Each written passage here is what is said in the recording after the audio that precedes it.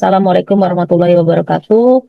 Selamat pagi semua, salam sejahtera bagi kita semua. Perkenalkan, saya Santi Pertiwi, SIPPD. Saya merupakan dosen Prodi Studi Pendidikan Guru Sekolah Dasar, Fakultas Keguruan dan Ilmu Pendidikan Universitas Muhammad Husni Tamrin, Jakarta. Pada semester ini, saya akan mengampu mata kuliah Manajemen Sekolah Dasar bagi mahasiswa semester 4.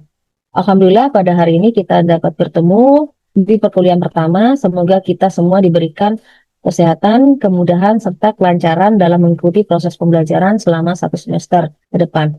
Dan sebelum kita memulai perkuliahan, mari kita berdoa menurut agama dan kepercayaan masing-masing agar kegiatan pembelajaran yang akan kita laksanakan diberikan keberkahan dan kebermanfaatan.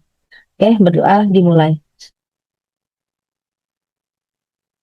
Oke, selesai berdoa. Terima kasih. Selanjutnya, saya akan melakukan presensi terlebih dahulu untuk memastikan kehadiran teman-teman sekalian pada perkuliahan hari ini. Gia Pratiwi Mardianti, hadir. Indah Dwi Retno, Salwa Skarimah Musrifah. Baik, terima kasih teman-teman sekalian. Sebelum kita memulai memasuki materi perkuliahan, saya ingin mengajak teman-teman sekalian untuk berpikir sebentar ya, berkaitan dengan kalau ada sekolah yang kelihatan megah terus berfasilitas, tapi prestasi siswanya belum tentu lebih baik dari sekolah yang berfasilitas sederhana. Nah, siapa yang ingin memberikan pendapat, silakan. Salwa, ya. Menurut saya, izin Ibu, keberhasilan sekolah itu tidak hanya ditentukan oleh fasilitas saja, tetapi juga bagaimana cara sekolah tersebut dikelola. Terima kasih. Oke, baik, terima kasih. Ada pendapat lain? Oke, silakan. Baik, menurut saya kepemimpinan kepala sekolah juga sangat berpengaruh terhadap keberhasilan sekolah, Bu. Oke, terima kasih. Kemudian ada lagi? Silakan, Indah. Kalau menurut saya, guru juga mempunyai peran penting karena guru yang profesional akan membuat pembelajaran menjadi lebih menarik, seperti itu. Terima kasih. Jadi sangat bagus semua ya jawabannya, itu ada benar. Kalau keberhasilan sebuah sekolah tidak hanya ditentukan oleh gedung yang megah, kemudian fasilitas yang lengkap, kemudian tetapi dipengaruhi oleh bagaimana seluruh sumber daya sekolah dikelola secara efektif. Jadi mulai dari kepala sekolah, guru, tenaga pendidikan, peserta didik, kurikulum, sarana prasarana, hingga hubungan sekolah dengan masyarakat. Nah, dari berbagai hal yang tadi itu nanti kita akan mempelajari dalam 1 semester ke depan. Nah, sebelum masuk ke materi perkuliahan, ya terlebih dahulu saya akan menjelaskan tentang RPS ya, rancangan pembelajaran semester yang akan kita lalui dalam 1 semester ini. Sebelum kita memulai perkuliahan, saya ingin menyampaikan rencana pembelajaran semester, yaitu RPS yang sebagai pelaksanaan pembelajaran dengan mata kuliah Manajemen Sekolah Dasar yang berbobot 2 SKS pada semester 4 dan dirancang untuk mendukung capaian pembelajaran lulusan program studi pendidikan guru sekolah dasar, khususnya dalam pengelolaan sekolah, pengembangan kurikulum, pembelajaran, pemanfaatan teknologi, serta pembentukan karakter profesional calon guru sekolah dasar.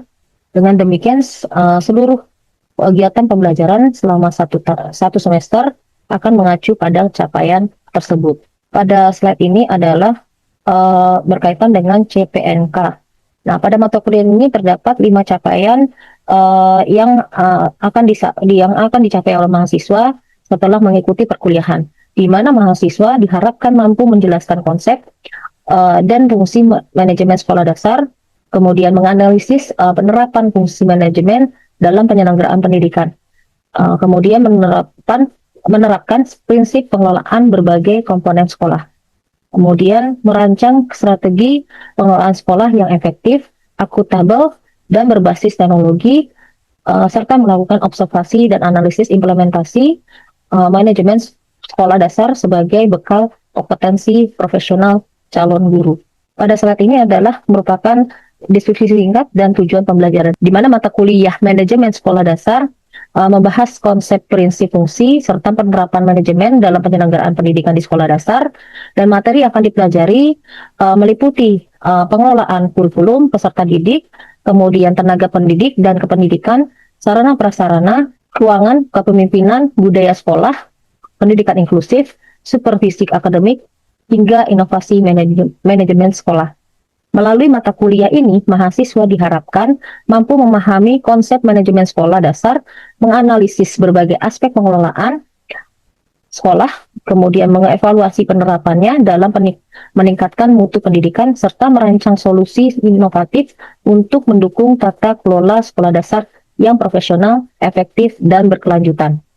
Pada slide ini kita lihat pada bahan kajian. Nah, di mana bahan kajian pada mata kuliah manajemen sekolah dasar disusun secara bertahap, mulai dari konsep dasar dan fungsi, manajemen pendidikan, pengelolaan kurikulum, peserta didik, tenaga pendidik dan kependidikan, sarana prasarana, hubungan sekolah dengan masyarakat. Selanjutnya, mahasiswa mempelajari manajemen keuangan, kemudian kepemimpinan kepala sekolah, budaya dan iklim sekolah, kemudian pendidikan inklusif dan manajemen konflik, serta supervisi akademik, dan hingga inovasi dan pengembangan manajemen sekolah. Jadi rangkaian ini dirancang untuk membekali mahasiswa dengan kompetensi pengelolaan sekolah dasar secara komprehensif. Pada slide ini adalah bahan pustaka yang akan digunakan mahasiswa pada mata kuliah manajemen sekolah dasar, yaitu terdapat ada referensi utama dan referensi pendukung. Mana saya menggunakan pendukung berupa buku dan jurnal ilmiah maupun literatur-literatur baru berkaitan dengan bidang pendidikan, pembelajaran, serta referensi-referensi lain menjadikan landasan penyampaian materi setiap pertemuannya. Pada slide ini adalah berkaitan dengan rencana pembelajaran perkuliahan secara bertahap sesuai dengan capaian pembelajaran mata kuliah manajemen sekolah dasar. Setiap pertemuan memuat materi, indikator, metode pembelajaran, bentuk penilaian, dan bobot nilai yang saling terintegrasi. Dengan perencanaan tersebut, mahasiswa diharapkan dapat mencapai kompetensi secara optimal melalui pembelajaran yang efektif, terstruktur, dan berpusat pada mahasiswa. Kemudian pada slide ini adalah merupakan rencana evaluasi, di mana pada mata kuliah manajemen sekolah dasar dirancang secara komprehensif dan berkelanjutan untuk mengukur ketercapaian CPNK mahasiswa, di mana penilaian tidak hanya didasarkan pada hasil ujian semata, tetapi juga proses pembelajaran. Jadi komponen-komponen penilaian tersebut berkaitan dengan kehadiran dan partisipasi, tugas individu, presentasi kelompok, serta project-based learning yang menilai kemampuan berpikir kritis, kolaborasi, dan pemecahan masalah. Kemudian, dan tak luput juga, mahasiswa juga mengikuti ujian tengah semester dan menyusun laporan hasil observasi ke lapangan sebagai bentuk penerapan teori ke dalam praktik. Jadi diakhiri dengan ujian akhir semester.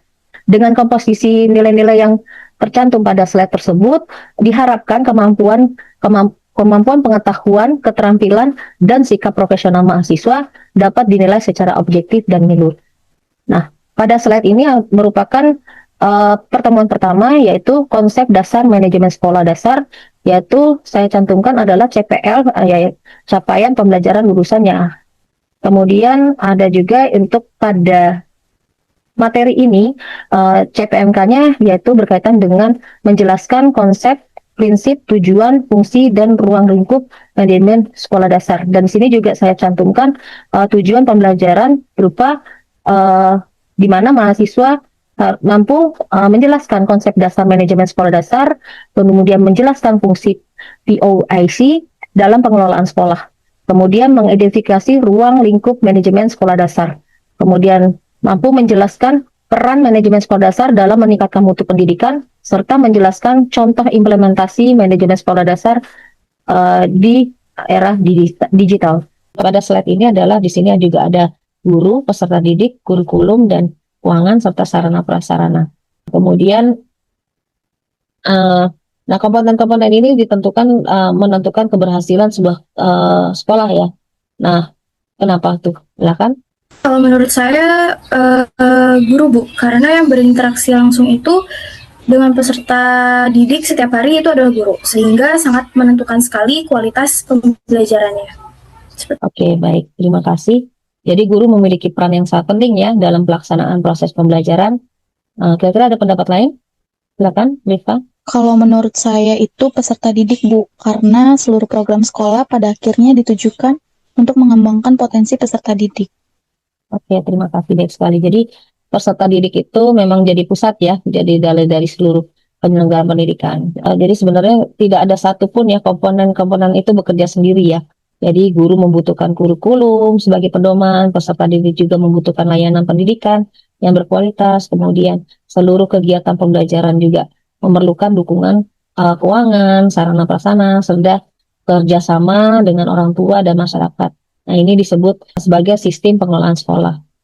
Kira-kira pertanyaan selanjutnya nih, kira-kira jika kalau misalkan sekolah ini memiliki guru yang udah baik gitu ya, tapi fasilitasnya terbatas, kira-kira nih apakah proses pembelajaran tetap berjalan dengan baik atau tidak ya, menurut teman-teman sekalian? Oke, silakan Sabil. Menurut saya tidak bisa berjalan, Bu. Tetapi hasilnya mungkin belum maksimal karena fasilitas belajar juga memengaruhi kegiatan pembelajaran, Ibu. Seperti itu. Oke, terima kasih Sabil. Baik, terima kasih. Ada pendapat lain? Oke, Virgin. Menurut saya itu guru harus kreatif dalam memanfaatkan fasilitas karena kalau memanfaatkan fasilitas yang ada, guru tetap bisa berjalan dengan baik. Oke, sangat baik ya. Jadi ini salah satu komponen ya harus dimiliki, guru harus bisa beradaptasi pada kondisi sekolah. Jadi ini menunjukkan bahwa pengelolaan sekolah tidak hanya dilakukan oleh kepala sekolah saja ya dan guru. Jadi tentunya kita juga perlu membutuhkan dukungan seluruh warga, sekolah dan masyarakat. Nah, perlu diketahui di sini juga di slide di situ ada komponen utama dalam manajemen sekolah itu ada manajemen guru, bagaimana mengelola sekolah, mengelola dan mengembangkan kompetensi agar potensi guru semakin profesional. Kemudian ada juga manajemen peserta didik yang memberikan layanan pendidikan yang mendukung perkembangan akademik maupun karakter peserta didik. Kemudian ketiga adalah dalam manajemen sekolah dasar itu adalah ada manajemen kurikulum, di mana merencanakan, melaksanakan, dan mengevaluasi kurikulum sesuai dengan kebutuhan peserta didik. Nah, keempat adalah manajemen keuangan, di mana mengelola anggaran sekolah dan secara efektif dan efisien, transparan, dan akuntabel. Nah, yang kelima adalah manajemen sarana prasarana, yaitu merencanakan, memanfaatkan, serta memelihara fasilitas sekolah agar mendukung proses pembelajaran. Selain itu, sekolah juga membangun hubungan yang baik dengan orang tua dan masyarakat. Jadi, karena pendidikan merupakan tanggung jawab bersama. Jadi, apabila seluruh komponen-komponen tersebut dikelola dengan secara terpadu, maka tujuan pendidikan akan lebih mudah tercapai dan menghasilkan peserta didik yang berkarakter, berprestasi, dan siap menghadapi tantangan masa depan. Pada slide ini kita membahas tentang tujuan manajemen sekolah dasar ya. Nah, teman-teman sekalian, tadi kan sudah memahami konsep manajemen sekolah dasar. Nah, selanjutnya kita mengenai tujuan manajemen sekolah. Nah, secara umum ya tujuan utama dari manajemen sekolah itu mewujudkan sekolah yang berkualitas melalui pengelolaan yang efektif, efisien, transparan, dan akuntabel.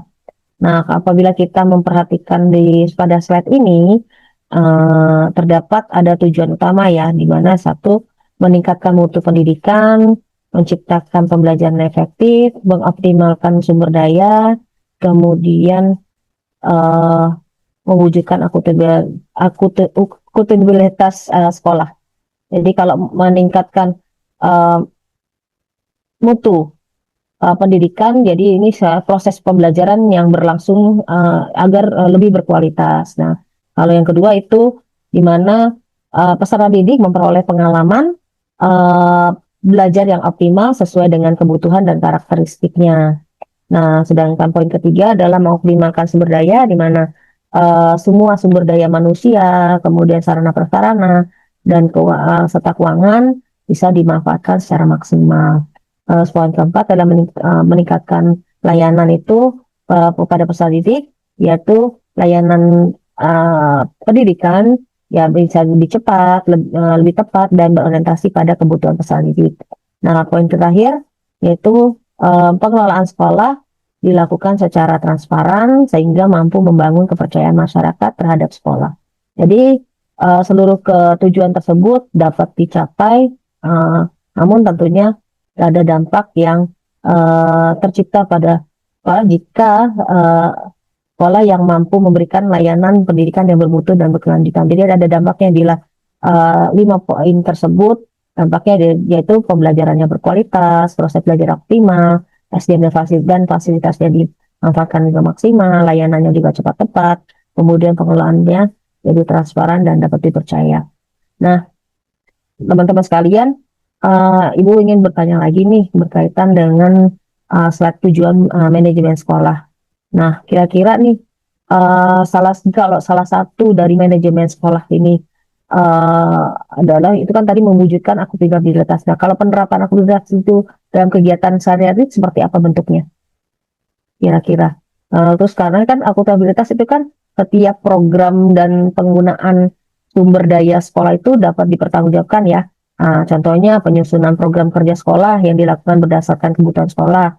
Kemudian penggunaan anggaran yang dicatat dan dilaporkan secara transparan. Dan terus hasil pelaksanaan programnya dievaluasi secara berkala. Kemudian seluruh warga sekolah juga dan masyarakat dapat mengetahui bahwa pengelolaan sekolah itu dilakukan secara terbuka dan sesuai dengan kebutuhan yang berlaku. Nah, seperti itu. Kira-kira ada yang mau ditanyakan? Oke, silakan. Saya Bu mau bertanya, Oke, silakan. apakah sekolah yang memiliki fasilitas lengkap itu sudah dapat dikatakan memiliki manajemen sekolah yang baik? Oke, pertanyaan bagus ya berkaitan dengan tujuan ini ya. Jadi kalau misalkan belum tentu sih, belum tentu juga. Jadi kalau fasilitasnya lengkap, kalau kita kira fasilitas lengkap itu memang menjadikan salah satu faktor pendukung ya. Tetapi keberhasilan dalam manajemen sekolah itu tidak hanya ditentukan oleh sarana prasarana, namun lebih penting adalah bagaimana seluruh sumber daya sekolah dikelola secara efektif. Kemudian misalnya guru mampu melaksanakan pembelajaran dengan baik. Kemudian kepala sekolah menjalankan kepemimpinan yang efektif. Kemudian kurikulum diterapkan sesuai dengan kebutuhan peserta didik. Kemudian anggaran yang dikelola secara transparan. Kemudian terjalinnya kerjasama yang baik antara orang tua dan masyarakat. Jadi sekolah yang sederhana sekalipun dapat menjadi sekolah yang berkualitas apabila seluruh komponen-komponen tersebut dikelola dengan baik. Jadi dalam pembahasan pada tujuan manajemen sekolah ini bukan hanya mengelola administrasi sekolah, tetapi memastikan seluruh sumber daya yang itu dapat dimanfaatkan secara optimal untuk meningkatkan mutu pendidikan, kemudian memberikan layanan yang terbaik kepada peserta didik. Ini pada saat ini adalah fungsi manajemen POAK, di mana dalam fungsi manajemen ini terkenal ya POAK ini adalah planning, yaitu dalam keempat fungsi ini adalah salah satu kesatuan yang saling berkaitan dalam penyelenggaraan pendidikan sekolah. Jadi dalam fungsi pertama planning itu pada tahap ini adalah sekolah menyusun berbagai program, terus kemudian dan rencana kerja yang akan dilaksanakan. Contohnya apa ya? Contohnya penyusunan program kerja yang akan dilaksanakan. Nah, seperti menyusun program kerja kayak kalender, terus atau kalender pendidikan atau RKS, atau dengan jadwal pelajaran seperti itu.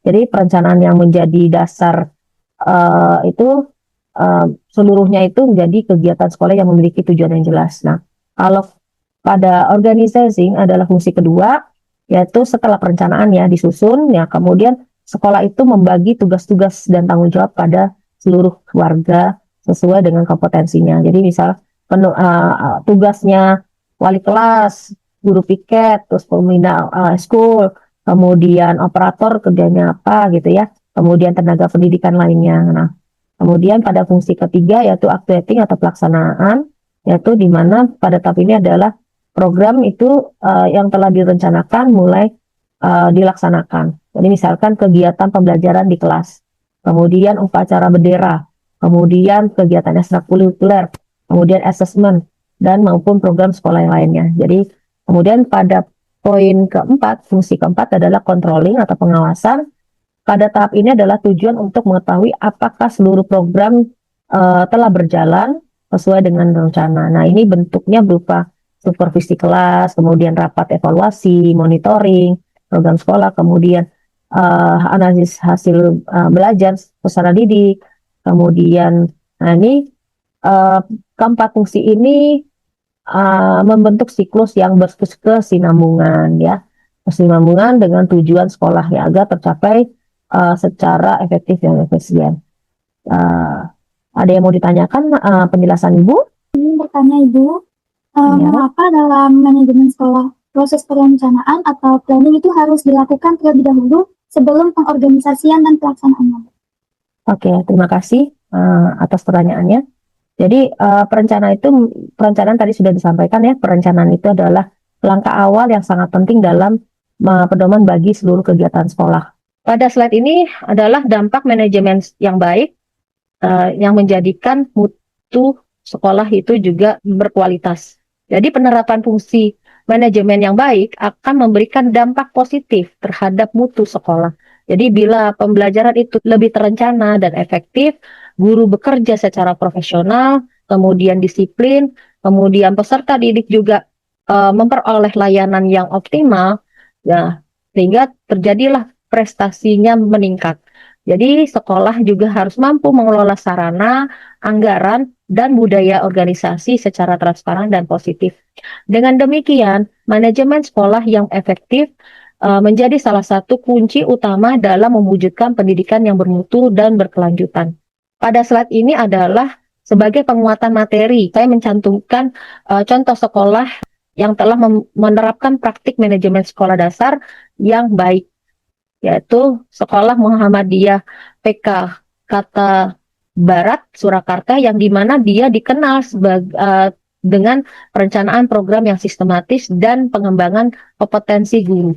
Nah, kemudian SD Islam Al-Azhar yang menerapkan supervisi pembelajaran serta membangun kemitraan yang kuat dengan orang tua.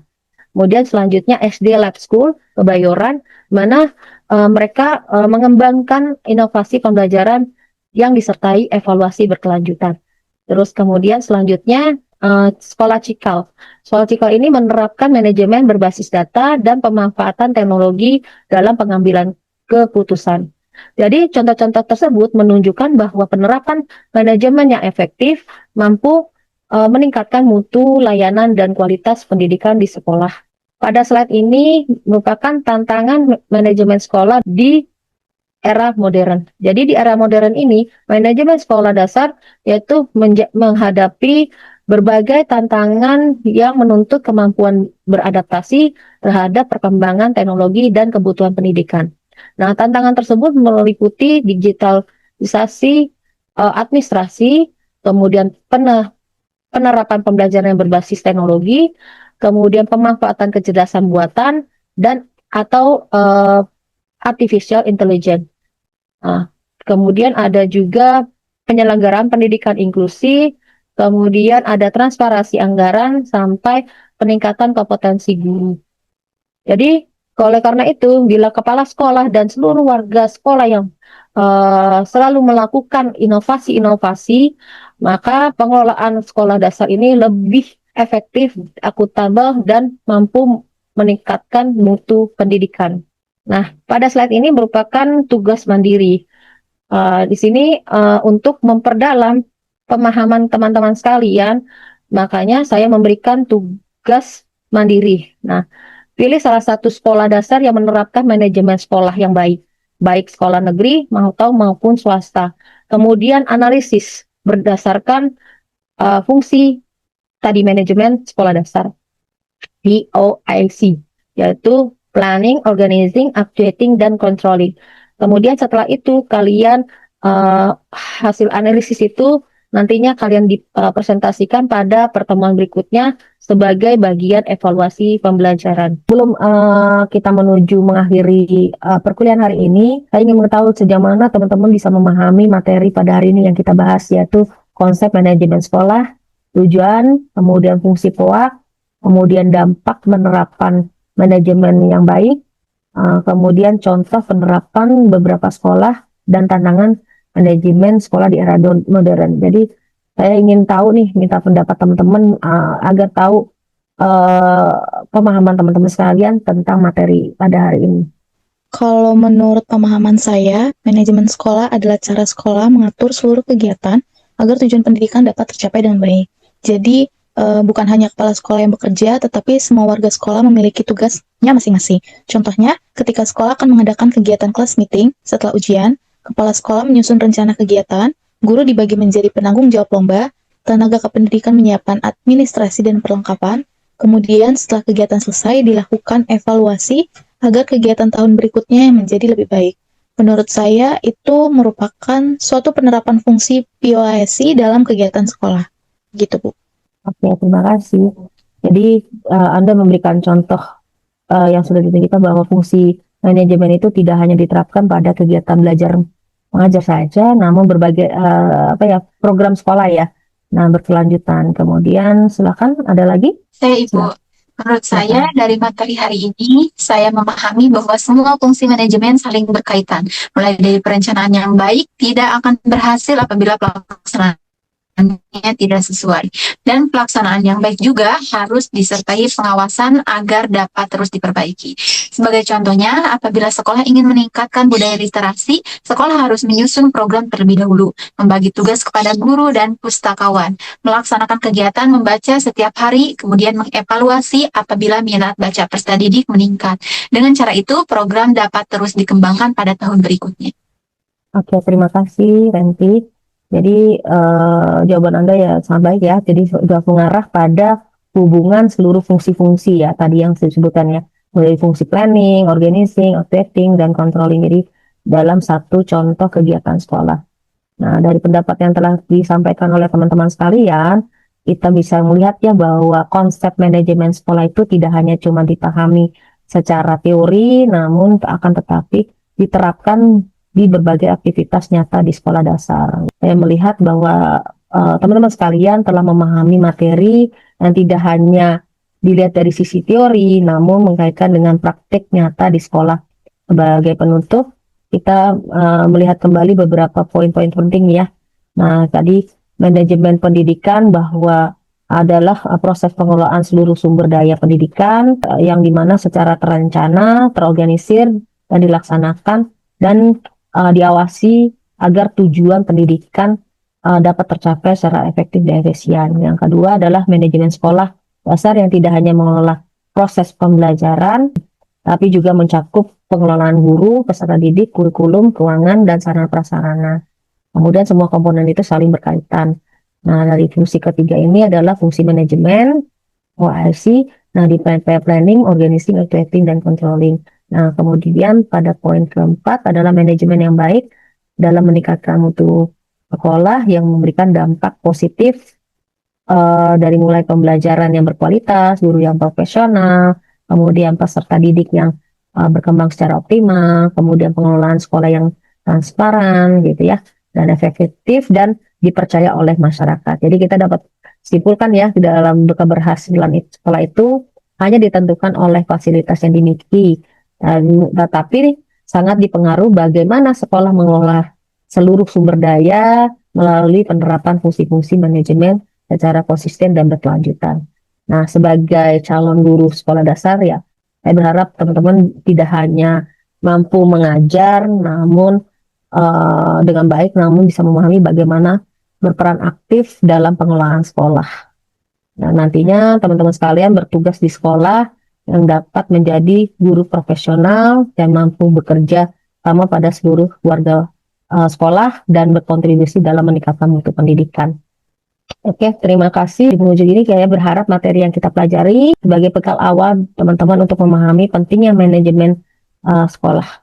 Terima kasih teman-teman sekalian telah hadir pada hari ini. Semoga teman-teman sekalian dapat percaya diri, terus belajar, dan tidak mudah menyerah dan memberikan yang terbaik untuk peserta didik.